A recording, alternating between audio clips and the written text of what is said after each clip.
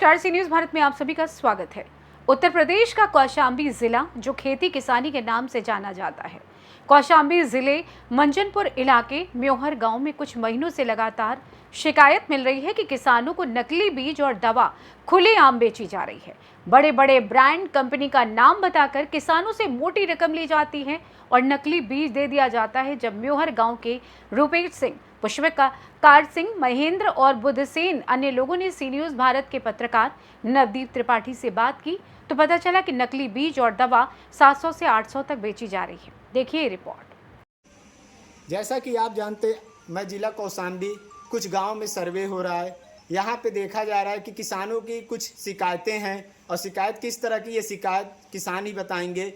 बताया जा रहा है कि बीज में कुछ शिकायतें मिल रही है, डुप्लीकेट बेचा जा रहा है, नाम वही है, ब्रांड वही है, चीज़ें वही है, लेकिन जब ये लोग खेत में उपजाऊ करते हैं उसका रिजल्ट कुछ और निकलता है। इस बारे में हम किसानों से जानना चाहेंगे, वो शिकायत क्या करना चाहते हैं, लोगों तक क्या पहुंचाना चाहते हैं, अधिकारियों को क्या संदेश देना चाहते हैं।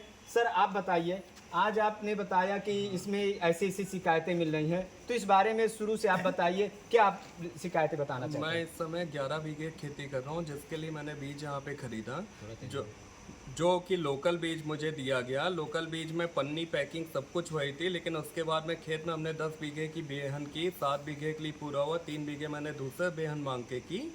हम लोग रात दिन उसमें जो है परेशान होते हैं, रात में पानी लगाते हैं, रात रात बाहर जग के हम लोग जानवरों को भगाते हैं, लेकिन हमें पूरा मतलब खेती के ऊपर निर्भर होते हैं। बच्चों को पढ़ाना, माँ बाप की सेवा करना, उनको खिलाना, सब कुछ हम लोग उसी पे निर्भर हैं। लेकिन उसके बाद में आज समय में ये हुआ है कि हम लोग 5 महीने से बीज लगाने के बाद में खेत में धान के नाम पे एकदम डुप्लीकेट बीज है और उसमें कोई रिस्पांस नहीं लग रहा। मुझे तो ये लग रहा है इससे कर्जा लेके मैंने खेती की, सब कुछ किया, उसका कर्जा, धान नहीं पैदा हुआ तो हम लोग कर्जा कहाँ से भरेंगे। जैसा कि भैया ने बताया, बहुत ही अच्छा बताया कि हमारे साथ क्या असुविधा होती है। अगर तो आप क्या संदेश देना चाहते हैं अधिकारियों तक कि क्या इनके ऊपर कार्रवाई होनी चाहिए जो डुप्लीकेट दे रहे हैं? नहीं, हम तो यही संदेश, मतलब ये आग्रह है हमारा अधिकारियों से कि ये जो डुप्लीकेट हमको बीज दिया गया है इस पर जांच हो। और ये समझ लो, जैसा भैया बताया कि बिल्कुल सही बताया कि सारा किसान जो है खेत पर ही निर्भर है। उसको बच्चे को पढ़ाना, उसकी फीस भरना है, दवा दर्पण है, जो भी सारा काम है तो खेती से ही निकलता है। रात रात भर जगना, पानी लगाना।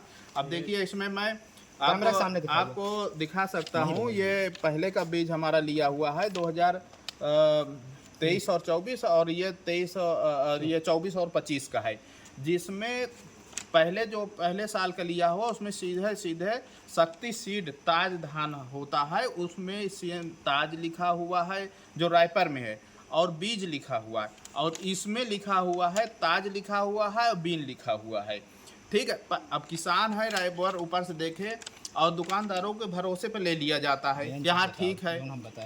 और इसमें तो बताए कि मतलब इसमें डुप्लीकेसी किराए पर खेत लिए हैं और बीज सही दिए नहीं हैं, धान सही नहीं है।